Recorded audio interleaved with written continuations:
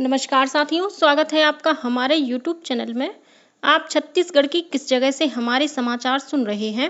कृपया comment box में लिखकर हमें जरूर बताएं। साथ ही हमारे चैनल को सब्सक्राइब करना ना भूलें।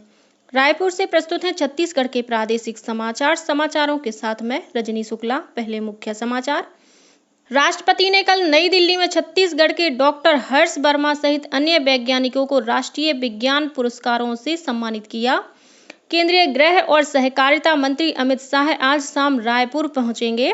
24 और 25 अगस्त को राजधानी में सुरक्षा और विकास संबंधी बैठकें लेंगे। कोरबा के महापौर राजकिशोर प्रसाद की जाति प्रमाण पत्र को उच्च स्तरीय प्रमाणीकरण छानबीन समिति ने निरस्त कर दिया है और पहला राष्ट्रीय अंतरिक्ष दिवस देश भर में आज मनाया जाएगा। अब समाचार विस्तार से। राष्ट्रपति द्रौपदी मुर्मू ने बुधवार को राष्ट्रपति भवन में वैज्ञानिकों को वर्ष 2024 के राष्ट्रीय विज्ञान पुरस्कारों से सम्मानित किया।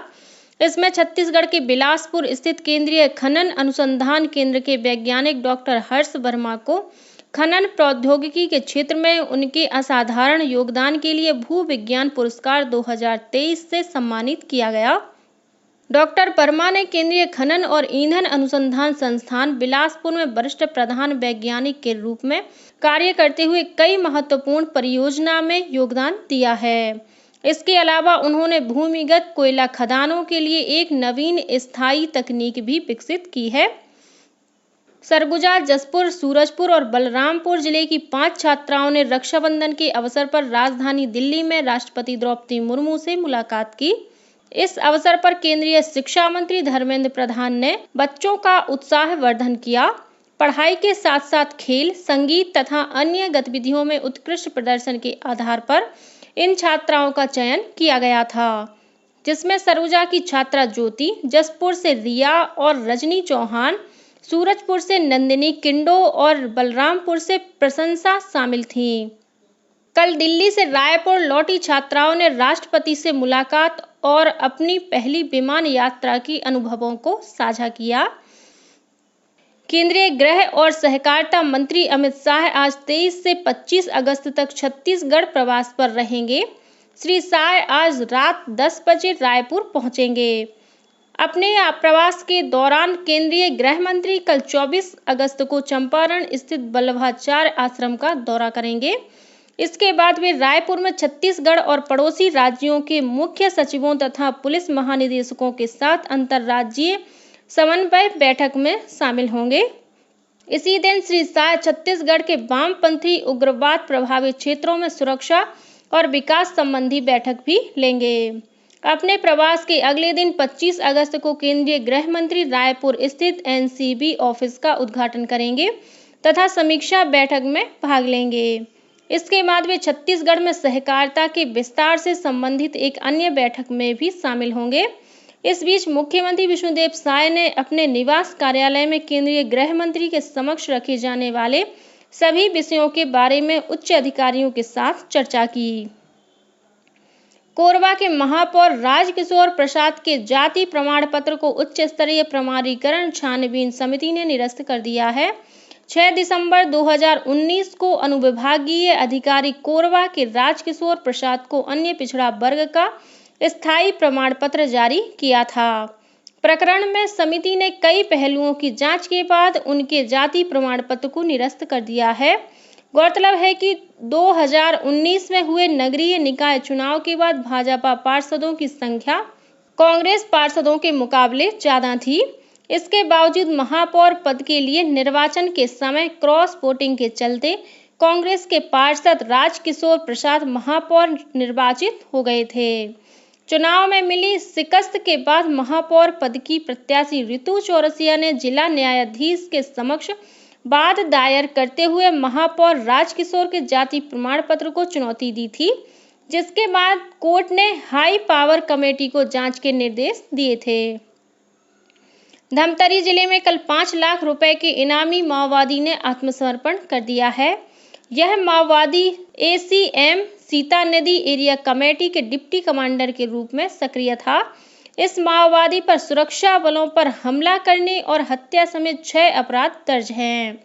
पुलिस अधीक्षक आंजनेय वार्ष्णेय ने बताया कि इस माओवादी ने राज्य सरकार की पुनर्वास और आत्मसमर्पण नीति से प्रभावित होकर आत्मसमर्पण किया है। उन्होंने बताया कि माओवादी ने स्वनिर्मित सुरका राइफल के साथ सरेंडर किया है।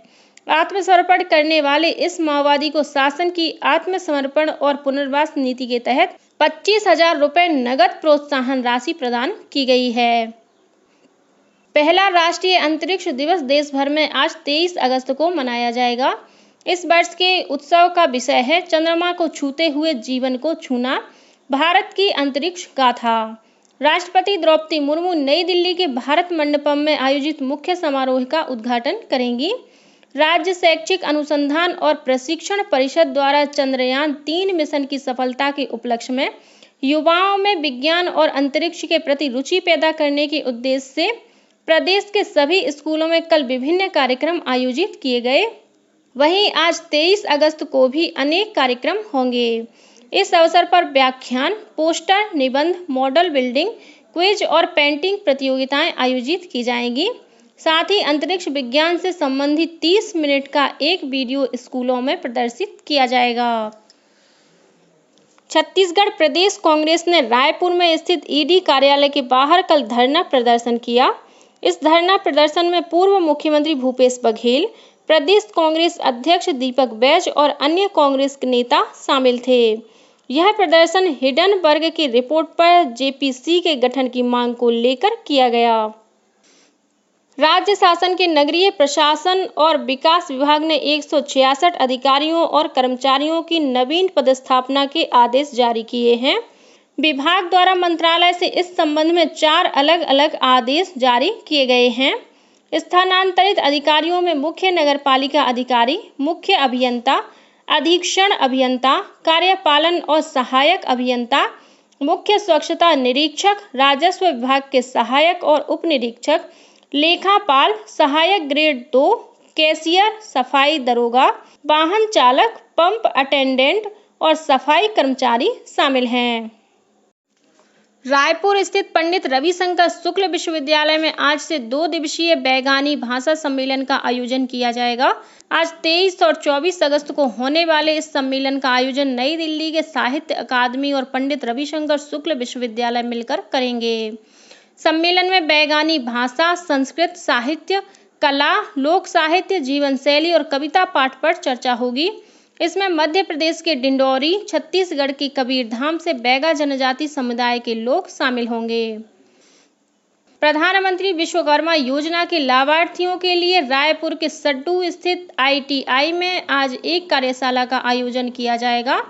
केंद्र सरकार के वित्तीय सेवा विभाग के तहत कार्य करने वाली राज्य स्तरीय बैंकर्स समिति और छत्तीसगढ़ स्टेट बैंकर्स समिति रायपुर के संयुक्त तत्वावधान में आज सुबह 11 बजे से सड्डू स्थित ITI में इस कार्यशाला का आयोजन किया जाएगा। इसका मुख्य उद्देश्य लाभार्थियों को योजना के लाभ और ऋण सुविधाओं के बारे में जागरूक करना है। और अब पेश है मौसम का हाल। प्रदेश में आज अधिकांश स्थानों पर हल्की से मध्यम वर्षा होने की संभावना है। मौसम विभाग ने राज्य के उत्तरी भाग के कुछ क्षेत्रों में भारी वर्षा होने की भी संभावना जताई है। राजधानी रायपुर सहित राज्य के कुछ स्थानों में कल तेज बारिश हुई। वहीं सुकमा जिले के विभिन्न गांवों में धान के पत्तों में पत्ती मोडक कीट का प्रकोप दिखाई दिया है। कृषि वैज्ञानिकों ने इन गांवों का दौरा करने के बाद किसानों को इसके नियंत्रण और उपचार अपनाने की सलाह दी है। और अब कुछ अन्य खबरें संक्षेप में। श्री रामलला दर्शन योजना के तहत दुर्ग और बस्तर संभाग के 822 श्रद्धालुओं को जत्था दुर्ग स्टेशन से अयोध्या के लिए रवाना हुआ। सांसद विजय बघेल ने तीर्थ यात्रियों की ट्रेन को हरी झंडी दिखाकर रवाना किया। रायपुर स्थित प्रौद्योगिकी संस्थान NIT में कल नया भारत उत्सव के तहत युवा संवाद कार्यक्रम का आयोजन किया गया। रायपुर के महंत घासीदास संग्रहालय परिसर में 3 दिवसीय रंग पर्व नाट्य श्रृंखला की कल शुरुआत हुई। कल पहले दिन गोदना नामक नाटक में देवार जनजाति की जीवन शैली, कला और संस्कृति को दर्शाया गया। और नियत नेल्ला नार योजना के तहत सुकमा जिले के कोंटा विकास खंड के परिया कैंप और आश्रित ग्राम परिया, सामसट्टी, बोरगुड़ा, बगडेगुड़ा में हितग्राहियों को आयुष्मान कार्ड बनाने, नए आधार कार्ड बनाने तथा संशोधन और बैंक खाता खोले जाने के लिए 24 अगस्त तक शिविर का आयोजन किया जा रहा है। इसी के साथ छत्तीसगढ़ के समाचारों का ये बुलेटिन समाप्त हुआ। नमस्कार।